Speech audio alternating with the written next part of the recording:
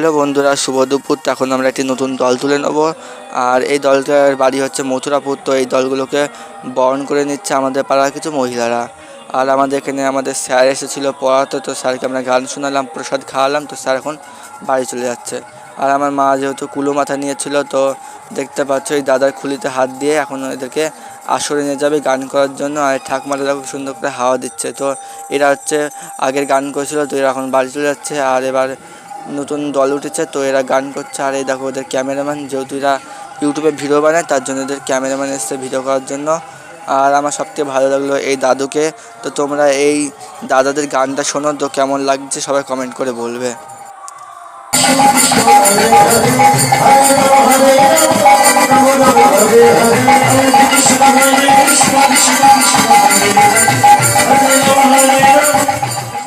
দেখো তোমরা বলবে যে কেমন হয়েছে। আমার কাছে কিন্তু সত্যি খুবই ভালো লাগছে। আর এই বনুটা দেখো সবাইকে তিলক পরিয়ে দিল, তারপরে দেখো সবাইকে নাচাচ্ছে।